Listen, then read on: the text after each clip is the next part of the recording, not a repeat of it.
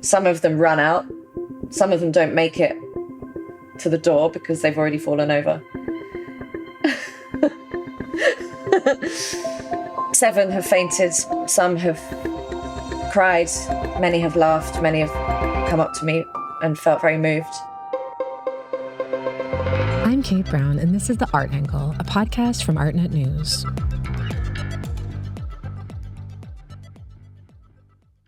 If you've seen the artworks of Marianna Simnett, you know that it is not easy to forget them. The multidisciplinary artist who works between film, installation, drawing, painting, sculpture, and theater is a world builder of surreal and sometimes horrific proportions. Her works lodge themselves deep into your psyche, with their unsettling imagery, dark humor, and mythologically tinted storylines where sometimes animals may be nefarious protagonists, or where roadkill might come back to life. Simnett often deals with the body as a site of pain, control, vulnerability, and intervention. Her artworks may make you squirm or evoke fear. You may even wonder, am I supposed to be watching this? I think the answer is yes. While Simnett's boundary-pushing art may not be for the faint of heart, as viewers, it's important to be challenged out of our comfort zones. It's one way to become more empathetic. Simnett has been showing widely at institutions on both sides of the Atlantic. Her film, The Severed Tail, was a major talking point at the 59th Venice Biennale, The Milk of Dreams.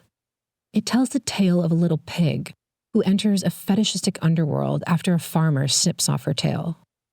In the fall, Simnett will be included in Manifesta 15 in Barcelona. Her solo exhibition, currently on view at the Hamburger Bahnhof in Berlin, is on the official culture program of the Euro 2024 Soccer Championship, which is being hosted in Germany this year. Called Winner, Simnett takes on the world of soccer, fouls, injuries, and hooliganism in a 3-act dance. I won't spoil it for you, but it is soccer like you've never seen it before. On top of all that talent and accolades, Simnett is also a classically trained flutist. It's an instrument that I find complements her practice perfectly. It's fantastical, it's folkish, a bit eerie, and definitely otherworldly. I asked Marianna to play the flute for us at the top of this episode, and I'm really pleased that she said yes.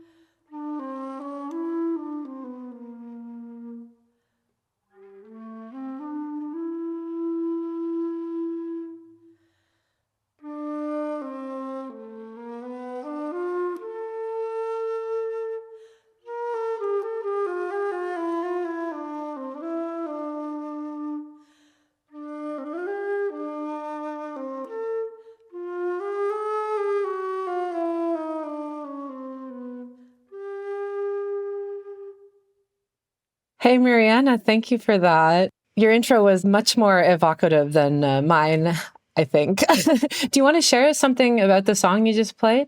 Yeah, this is called Peg of My Heart, and I first heard it when I watched The Singing Detective by Dennis Potter, a TV series that I adore. And then I also performed it as a cover for the making of video of my film, The Bird Game, and it's from 1913. Fantastic. We can even just start with The Bird Game as well, which, is a very intense film that you made in 2019 about a crow who eggs on this group of children who are dressed in these Disney ball gowns, and he lures them into playing this very dangerous game. And ultimately, as I recall, leads them to their untimely deaths. I know a much better game. It's at my house. Come and play. What kind of game? The Bird Game. You'll get to see magic and animals and all kinds of special treats. What do we win? Well, the prize. Yes, the prize is pretty delicious. What is it? You will never need to sleep again. Let's play. It's repellent and beautiful. It's unsettling. And it's very much, as many of your works are, like dealing with some elements of folklore and mythology. So maybe as a place to start, we could talk about how the flute fits into that in your artistic practice. As I understand it, you studied music before you studied art, but music is still a huge part of your art practice. Yeah, I mean, the flute has been with me since I was 7 and the piano since I was 5, but I always resisted music initially because it came through quite a rigid training and upbringing and piano teacher who just told me to cut my fingernails. And art was always this free form of expression that didn't involve rules and systems, and it had a boundlessness to it. But the flute followed me again when I moved to Berlin 4 years ago because I couldn't carry my piano over. So it joined me as my pet in a way during the pandemic and was something that I lent on a lot for my own sanity. And what keeps you interested in it as an instrument? I was thinking about it before the show, and it is this instrument that both sounds very uplifting, and it has this childlike innocence to it, but it also has this kind of anxiety in it sometimes as well. Like I was thinking about the musical piece Peter and the Wolf, and like the nervous bird is, you know, this anxiety-riddled bird that's like flying around is like the sound of the flute. So maybe in some ways it's kind of becomes an allegory for some of the elements that are at play in your art practice as well. Like maybe you could elaborate on that or disagree with that. Yeah, I think it's mellifluous and seductive and it's allure, but it's also got something haunting and repellent about it for sure. And it's soft and hard, it's metal, but tonally very honeyish or silky. And I think of it a bit like a weapon. I think also interestingly that I tried to keep it as a hobby and then it infiltrated into my art practice because everything does, no matter how much I try to stave it off. And the way that it came into the art was through understanding the flute through Greek mythology and the fact that Athena created the flute to mimic the sound of grief and power and sorrow. And so the flute was designed as this tool and a weapon to kill others. And so I found that interesting because I see art as a bit of a weapon for me. And then the flute became this tool and weapon and construct and a way of actually building a language out from it. And it's a portal of breath and somehow leans into a lot of the work that I'm doing anyway. There's often this sense of breath or fainting or carrying ancestry with me through my work. And the flute has a very wonderful, paradoxical connotation between violence and seduction. I imagine you're referring to that work you made, the piece where you faint. What year was that again? That was 2016, but I started it in 2012. Right. But it was just a bad work for 4 years. Before it became a good one. And to describe that for listeners, it's this work where you cause yourself to hyperventilate and then faint, and you can hear your body like hitting the floor. Yeah. It's interesting to think about that work and the relation to the flute. And I mean, Athena has like a tumultuous relationship with it, doesn't she? And ultimately, I feel like you made a work about that too, where she gets rid of it for some reason. And you made a work about that. Could you speak about that? She throws it away because of her disfigurement upon playing the flute, because her cheeks puffed out and her face turned blue, because she was pushing so hard, because it was a previous flute called the aulos, which caused your face to have extreme disfigurement and blown up cheeks. So she was laughed at by the other gods and goddesses and cast the flute away, which then became a cursed object, and Marsyas picked it up. And the myth goes on and on and on. But yeah, she decided that beauty was more important. You know, there is a sense of, as I was saying, like this sort of binary between beauty and horror that sort of exists simultaneously in your work. I was thinking about this piece that is in your web shop, which we'll talk about later. It's this ashtray and the mouth is open so you can like ash into it. I was thinking about like an open mouth is both like in horror, but also in pleasure. And so there's kind of like sense of two or mixture of feelings always occurring at the same time. Do you feel that that is an accurate way to describe some of the motives in the works that you make, or also the music and the sounds that you make?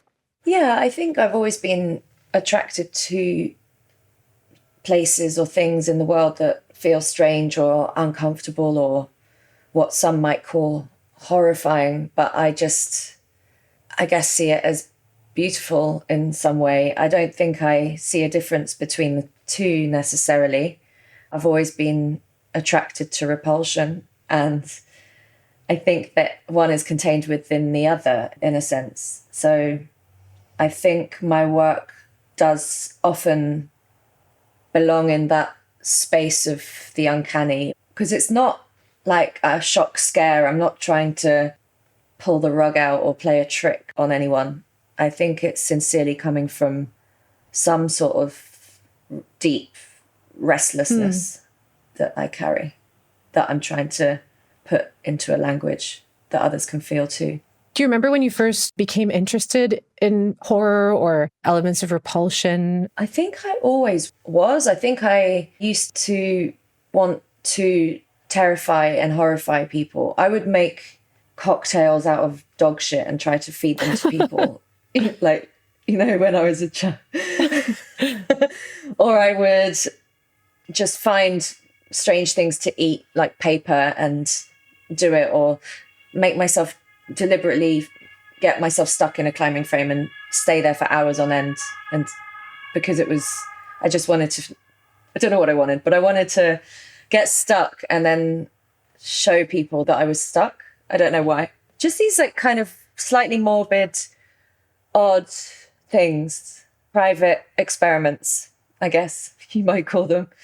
And also looking at my body and marking it with a black marker and cutting it into divisions, and quite abstract exercises as a kid.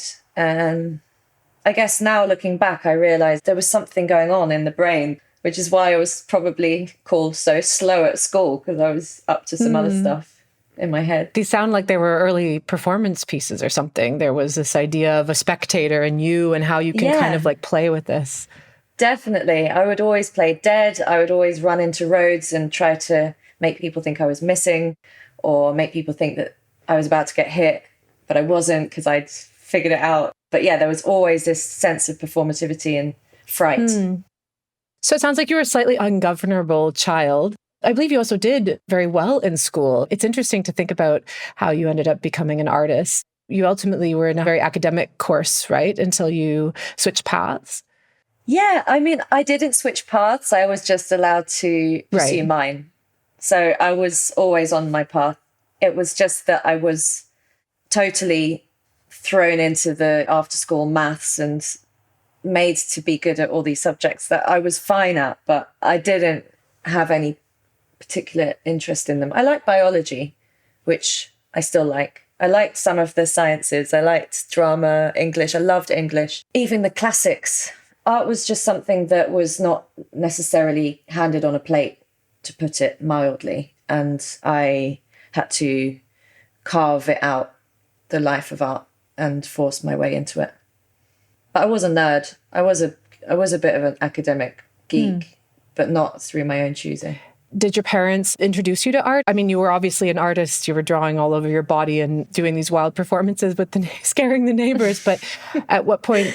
You couldn't get the crayons off me. I was just drawing the house down.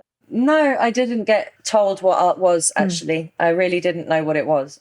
I don't know if I remember, or whether it's just because I now have seen it in my later age, but I have this book called Marianna's Blue Book, and it's my first scribbles, and it's quite cute because there's a little outline of my hand and it's about 2 inches, and I'm just scribbled all over the thing. And it's just funny because it's obviously my first art book, but I was about 0 or 1. Because drawing is instinctive. It's not something you really necessarily need to learn. I think it comes innately. And I think that's why I didn't really need to be told about it until later, when I really had my eyes woken up to all the magnificent things out there. My dad was always kind of like saying, Marianna, tops, whatever he called me, you're clearly an artist. So he recognized it quite early. But I would say that I didn't know anything about it and wasn't culturally informed and didn't know a bloody thing, to be honest. Yeah, it's interesting to think how much that probably remains true for so many young people in the world today. I mean, I think we're in the art world, it seems like it's everywhere and so readily available for like the true sense of a public. but it just isn't. And so it's interesting to hear that story. It reminds you of that. Yeah, if it's not there, then it's not there. You don't know any different. You just get on with your life. And all it was that it was safe for me. I knew that it was magical, absolutely magical. Every time I went to it, I felt completely like time disappeared. I wasn't counting anymore. Who are some early artists that you found or gravitated towards? The absolute hero that changed my life was Louise Bourgeois. And because I didn't realize art could stand over you, I thought you had to stand over it. And I didn't understand that it could be so engulfing and so tender and raw all at once and personal. And because I was making art, I guess to escape, let's face it, in a way, I was trying to escape as a kid. And so it wasn't a jolly on a holiday, it was a thing that I had to do to form my identity, to be able to know who I was. As I got older, it got stronger and stronger, this bind, this activity that was me and only me, and no one else could tell me how to do it because it was mine. So I became quite possessive over it. But Louise Bourgeois, I related to very much when I saw her spider for the first time. Maman. I'd seen art before, I'd seen paintings, of course. By that point, I'd seen things, but that was the first time I was like, whoa, this is seriously impressive, and this is definitely what I'm going to be doing.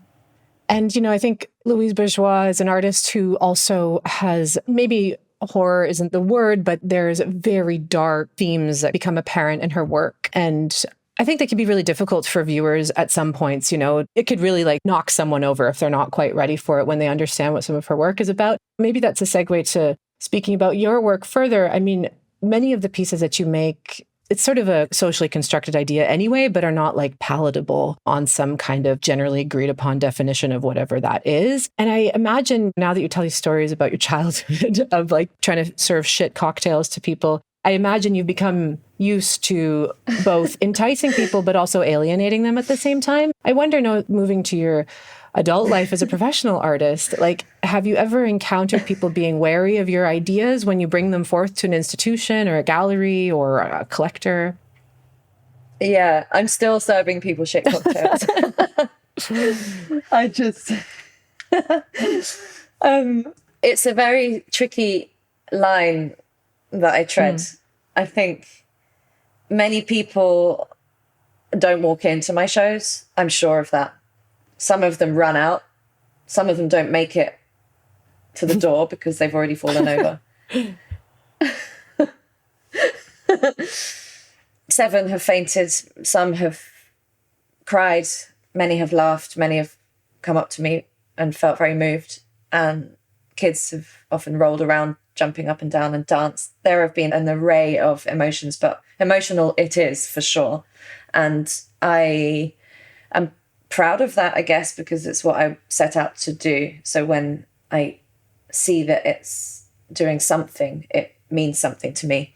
But other people have resisted the work, told me that I'm a child abuser, told me that I am violent myself, or that I am sick and sick in the head and I want to make it worse for humanity. So I've had so many different reactions that there isn't a single one, but I've had also institutions cancel the work. I've had others that didn't admit to cancelling it, but accidentally postponed the show indefinitely. I've had quite a few different situations. Yeah. And the bird game, strangely enough for me, because that's when I thought I was getting safer in my language, meaning I felt safer making it. So I don't often differentiate between myself and my work. And because there was such a turning point away from the medicalized aesthetic, the aesthetic of institutions, of hospitals, of ill people, of sick people, into one that was more outreaching, into mythology, into transformation, into humans becoming birds and birds becoming humans. You know, for me, that was quite a optimistic take, even though I know it's a film about a malevolent crow killing off a bunch of children. It's a fairy tale, it's dark, but it was done with, I thought, a sense of the container, which is the container of a fairy tale, where everybody knows that they're watching something dark because it's a fairy tale. Whereas some of the older work I felt was less safe because you wouldn't know where it was going. It was just unpredictable and scary in that way because you wouldn't expect the cut. And cut, I mean by the edit, but also the incision or body parts falling apart and things like that. So it was a surprise to me. I do know what I'm doing. I know I'm dealing with difficult topics, but there was a particular scene where actually all you see is a black screen because the crow's wing covers the whole screen and shields you from the allusion to a scene of sexual child abuse through audio, which was done in post-production and is still abstract enough. But nevertheless, what's in people's minds, as Hitchcock says, will mess them up further than what is on screen. The sky, hush, little child, now don't you cry. Hush, or the wolf will pass this way. So softly he will creep, he'll crawl into bed and into your head and ravish you in your sleep. And once he's done, he'll cut out your tongue. Why is it important for you to deal with these kinds of subjects in art? Because I think that these are things that happen in real society. And, you know, in addition, I remember at the Venice Biennial, some people kind of walking out of the severed tail. I want to stay on the bird game, but people walking out of the severed tail, which is at the Venice Biennale in 2022, like looking like so shocked because they've seen this animal violence in that work. And I was thinking, like, these people are probably going to go eat prosciutto on a patio. So there is this sort of disconnect that happens. And so I wonder what you say to people who condemn you for dealing with this kind of subject matter. And in particular, obviously, that very heavy subject matter that you deal with in the bird game. Yeah, I mean, I think, honestly, people actually like it because they're looking at it through the duvet cover. You know, they actually are looking. It's not that they just point blank, don't go near it. It's much more complicated than that. I think they see something in it that they recognize and maybe that they are repressing or suppressing. And so I do cheekily, I think, maneuver along this quite delicate tightrope of what is acceptable and not through our cultural sphere and things that will or will not get shown, things that will or will not get commissioned. And sure, I play that game because I tease myself and my viewer and the commissioner all at the same time. And I think I don't want to just be obnoxious or repel people without it being worth it. So, you know, I think that that's why I keep getting shown in a way, is because it actually doesn't quite go over the line, but almost. So it just creates that perfect sense of fear, which tickles people's interest because it's like, oh, what's going to happen next? It's this slightly unsettling feeling. And people love that. Why do we get on funfair rides? It's an adrenaline rush. It's like that sense of the not knowing. I always get called the crazy, risky artist, but it seems to just be okay. Just. And ultimately, it's representation, right? Like no real violence is happening, which I think is something that one has to deal with, especially when you're dealing with cinematic tools as you do, is that if people start to really believe you and that's what you want, but then that also causes another sort of problem, maybe not a problem, but an effect that you have to deal with, right? Totally. I mean, in A Needle in the Larynx, which is a piece in which a surgeon administered Botox into my larynx to experiment with the pitch of my voice. And that was a 5-minute procedure, painfully drawn out, supposedly, because it was shot at a high frame rate. Not to diminish what I did, but at the same time, I'm exaggerating what I did for theatrical effect. And because I'm making a film, I'm not making a live performance. So a lot of the choices I make, I think it's maybe forgotten that I'm also storyboarding, editing, working through the sound design, amping up the effect of everything, making sure that it's a very emotional, full, high frequency, lots of bass. It's artistic tools, you know, that I'm using. The body is part of that palette, I guess, or was. I'm speaking a little bit more from past work where I was more entrenched and more doing what people thought was dangerous. Interesting to be kind of a young female artist in a society that is largely violent towards females in a real space, hurting yourself on screen and then putting this into the space of a museum. Yeah, it was empowering, actually. It used to help me to navigate who were the creeps and who weren't because of their reactions to it. Because people would kind of get off on it because it's sexy to see a young victim damsel sticking needles in her neck. But I was role-playing, I wasn't being me. So I always had distance from it in the sense that I was the author and the subject, but I didn't actually feel like I was going through that. It was an odd relationship to the work. And sure enough, a lot of the creepy men would find it sort of almost erotic. Yeah.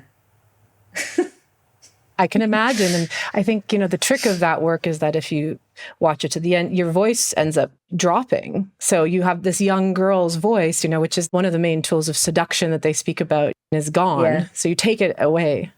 Yeah, and it's stuttery and strange. And I studied a lot of politics of the voice and why certain voices get put on trains and buses and why we want to listen to the sound of the authoritative Mary Poppins, everything's going to be all right, this affirmative quality. And I got super fascinated in the timbre and the different ways that people speak and how that communicates to an audience or a public. But yeah, I still am happy I made that work. It was difficult at the time, but I stand by it today.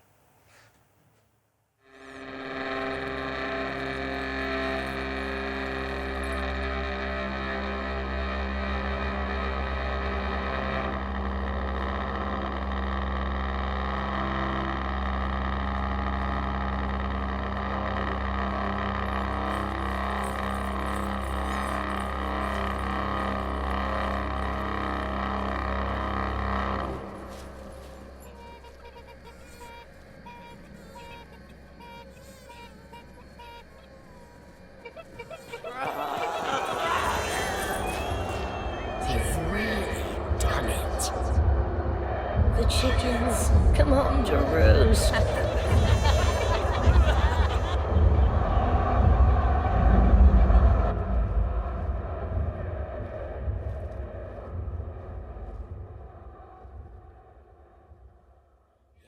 You work, I imagine, is still an endurance test against your body all the time, and given the sort of ambition of the projects that you do. But you've also kind of brought in your audience, and switching to talk about your most recent work, Winner, which is at the Hamburger Bahnhof right now in Berlin. You made this call out on Instagram for pubic hair for the show. And I remember seeing it in my feed. And I assumed it was for an exhibition, but it wasn't totally clear. And it was like, oh, please send it to my studio in an envelope. Like, no need to put your name on it. And someone recently told me that the German word for pubic hair is Schamhaar, which is shame hair. I feel like you, on some level, knew that there's this real cultural thing that you're tapping into in the German art world by this request. Like, does the work begin with that call out? I mean, that's amazing that you found that out. I had no idea about Schamhaar, but I think I'm pretty happy. I think Germany has quite a lot to be ashamed about at the moment. For sure. And I'm not opposed to having all the Germans sit on their own pubic hair again as a consequence of watching my show. I think there's a mischief and a camaraderie and an engagement with my audience and public as I'm making a project. I think it's really exciting. Also, on a practical level, it's quite hard to get the quantity of pubic hair that I needed. So I did genuinely want it to be from that part of the body. And I just thought, you know what, people might want to help. And I got loads. It was amazing. Little envelopes with hearts and stories and poems. It was cute. It was nice that people actually want to put themselves into my work like that anonymously. And it was very tender and special. I feel really connected to everyone who sent it. And then there's another sculpture of testicles that are kind of on the podium sculpture. Are those based on real bodies as well? Totally, yeah. I took round my testicle kit and went round to my friends' houses and asked if they would mind serving up their testicles for me whilst I lathered them in For alginate. art. For art, yeah. And many were willing. I would say 95% were willing. Again, it was part of the art process that is not about teams or huge production. It was me and a bowl and a stirrer and a friend and a dinner. So it was actually about one-to-one engagement in that way. I like creating these systems of communication in different ways, patterns. Sometimes it's solitary when I'm playing music. Sometimes it's 200 people. And I think my practice is like an accordion and it shrinks and stretches. But I do consider even those dinners and testicle exchanges were part of the process in a way. All the conversations, all the laughter, all the jokes about balls and all of the macho, all the funny kind of little toilet humor that comes out just from doing that process is amazing. Everybody just remembering that they're just bodies, you know, it's just a body at the end of the day. Just bodies. And they're underneath. No one sees them. The owners of the balls don't really know what their own balls look like because they're more focused on their penises. Right. No, I mean, they're just... So when they saw them, they were like, is that mine? Is that what they look like? I mean, one of the main things that artists should do is bring new perspectives. Speaking about the pubic hair call on Instagram that I saw, it made me wonder if you ever have had issues with censorship, because I know it's been a big story in the news the past few years, this concern about censorship for artists. Have you had any problems with that? Your work is so evocative. Yeah, it's more just vibrant rather than sexy. It's not like I'm really selling my body or getting naked on Instagram or swearing or making aggressive comments. So I think it's the same thing as before with the commissioners, that I play dangerously, but just within what I know is still going to be allowed to pass. And I also have a young following. I don't necessarily abide by the same principles as what other more sensible people might in terms of what's good or bad for our children. But I do take responsibility for the messages that I put out, and I like to be involved in education, in mentoring, in motivating in a way, and not just provoking. Although I'm a natural provocateur, it's not always my number one mission, especially on social media.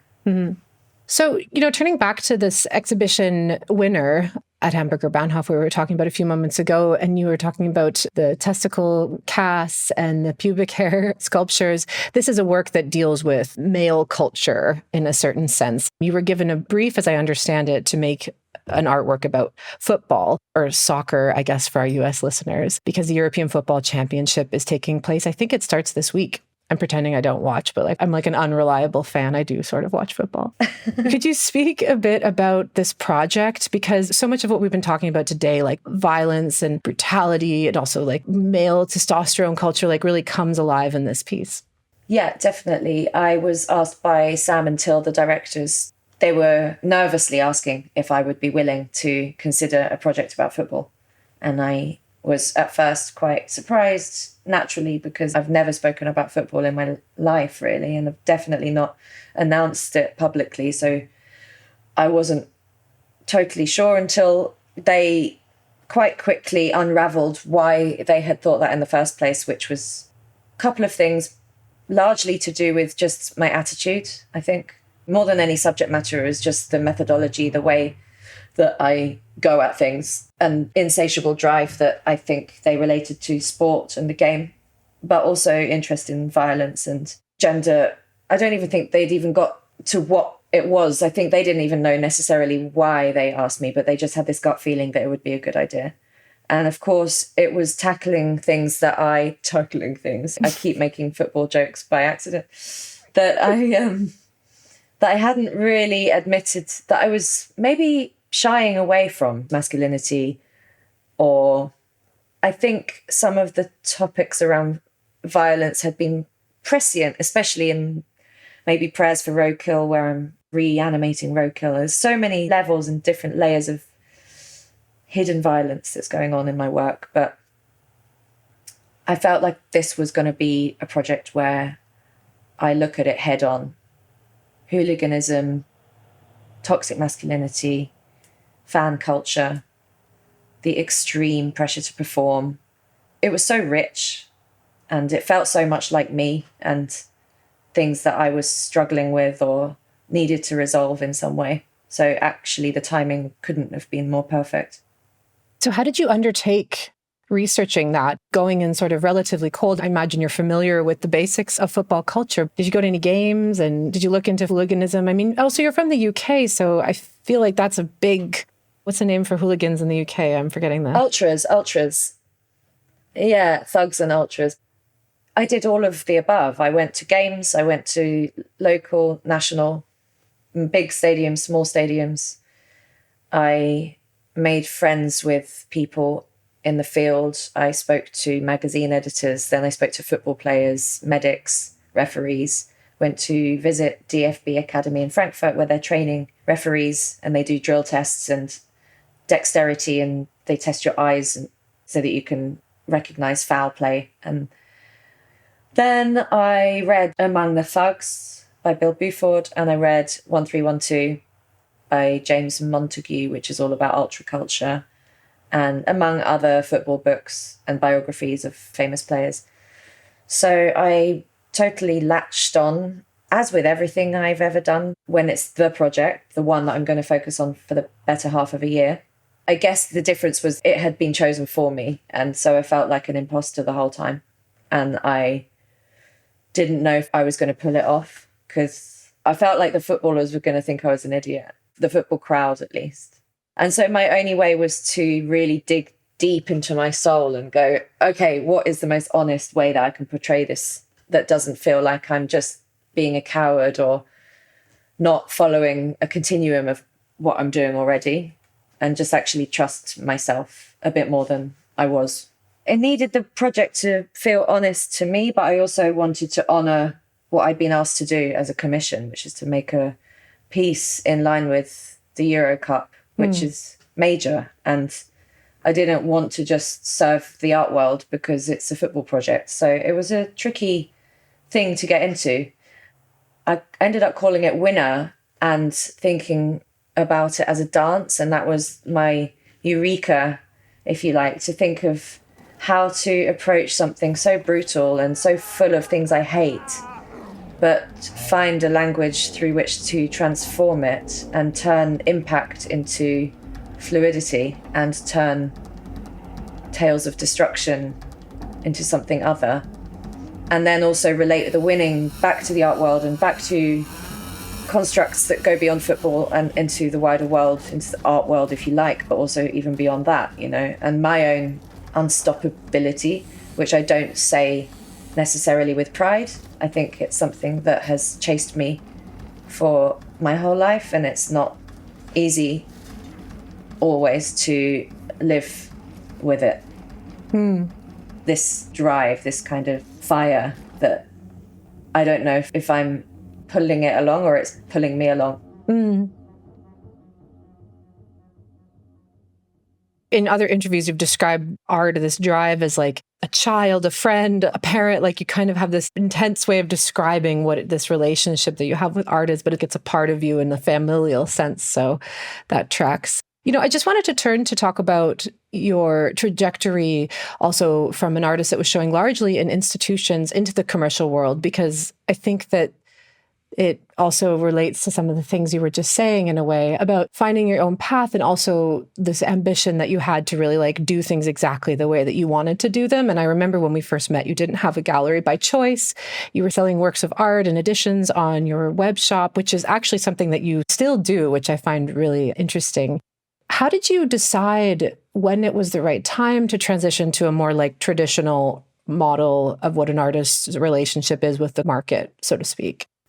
I was very stubborn. I still am. I had a fake assistant called Chloe, who was me, who would work at night. I was living a double life on no sleep. I had a studio in London, but no home. I was nomadic because I couldn't have everything because the fees were too low to support the life I was living. And I didn't have time for a second job. So I was scraping it thin, to put it lightly. And I had a succession of institutional shows, starting with a new museum, leading on to MMK Frankfurt, Kunsthalle Zurich, Frans Hals Museum, Netherlands, Australia. It was like being on tour for a couple of years. And I would go back and make work in London, and then I'd sort of fly out again. And I was just on different time zones, and it was chaotic and tiring, but I managed just about. And then I still didn't have any interest in a gallery through it all. I felt like the better way forward, since that I'd already got this far and I was already wriggling through a corridor back-end route. It wasn't the traditional way you have these shows, and you certainly don't normally go alone with no team and you have a fake assistant. The whole thing was madness. But I thought, well, this is just my path. I have to keep doing this. Like, now cannot go the other way, because this is what was destined in a way. And it was only when Société, after 4 interviews that I gave to them, not the other way around, which Daniel now loves to laugh about, but it was true. I was very suspicious of what it was going to do to me and how it was going to change my work and change my perspectives. And so now I'm with them since 3 years, I think. And life has certainly changed for the better. Reluctantly, I admit, but it's true. How has it changed? Like, what do you feel like the biggest transition points were? There's several things that a gallery can help with. I think one of the most important things is to stop being in your own echo chamber. I was living multiple personalities. I was having to promote my own work, make my own work, travel, do everything, and sell my own work. And all of those things are normally jobs that take a team of 7 or 8 people in a gallery. The distribution of labor is one thing, and also just someone one day saying, oh, Marianna has a show here, you might like to see it. Oh, and also maybe you might like to buy it. But instead, it just feels like you're shouting off the top of the cliff to avoid when you're on your own. And you lose motivation. You try not to, but you do. Why would anyone care? Why would you keep caring? So it's a lot of stamina needed to pursue something without additional support. And then, of course, the friendships, when they're nice, which mine are, the friendships, the conversations, the criticality, constant actually admitting when something's not good enough and making it better. And then, of course, the money and the support, and knowing that there's seasonal fairs now that I make additional works for alongside my very uncompromising epic work that you cannot really hold or possess easily. So I still make these large scale things that I think don't really reach the market in the same way as some of the other works. Yeah, I'm not going to say it's done and dusted and it's easy. And now my output has gone from 1 to 30, 40 a year. And it's enormous output. Still running on a tiny, tiny team. Still the same person, you know, nothing much has changed. It's still me trying to go past every boundary that's ever set for me and constantly undo myself and what I've done before. And so, yeah, I wouldn't say it's a fairy tale ending, but it's a wonderful, wonderful gallery. And we're a very, very good fit. That's fantastic to hear. And I think it's also really important for artists to hear that waiting for that relationship, because I think there is a lot of pressure to find support. And as you describe the difficulties you went through, it's also completely understandable. It seems to me that your art practice has benefited from really having this time to fully develop in exactly the way that you wanted to in that echo chamber, however hard it was before, you know, you started to branch out and get these conversations and build this network. You know, with that in mind, maybe just a last question, keeping in mind this like time intensive and laborious process of your work, what do you have coming up next? And how do you continue to scale up as an artist in a sustainable way with this level of ambition that you have? I wouldn't call it scaling up. I think actually it's just keeping all the mediums in the air at the same time and understanding that my work is not based on medium. My work is like the way that I journey through the world. That means I can touch anything, and it could be a musical instrument or paint or sculpture or film. It could be a tiny little scratch on a surface, or it could be the most magnanimous, epic performance or installation. And they all are important to me, and I don't really think about scale in the way that might be expected of me, because those private moments or conversations are just as valid and special. Of course, I want to make the feature film. I have certain things that I want to do. I want to make an EP. I want to do some uncharted territory, and I want to keep making art shows, and I want to keep trying to reach an audience that is bigger than the art world, because I find it suffocating at times and self-serving. And so I go with a very strong sense of intuition, but not too much overthinking or planning. Yeah, well, I look forward to seeing what you will surprise us with next, Marianna, on this ever-winding path of your art practice. And thank you so much for chatting with me today. It's been a real pleasure. Thank you so, so much. I love your show and podcast, and it's a real honor to be on it. Thank you. That's it for this week's episode. If you like what you heard, you can subscribe to the show on Apple Podcasts, Spotify, or wherever else you get your podcasts. Also, take a moment to rate and review us. It will help other listeners discover what we're doing. All the sound you heard today was courtesy Marianna Simnett. The Art Angle is produced by Sonia Manalili and Carolyn Goldstein. Thanks for listening, and we'll see you next week.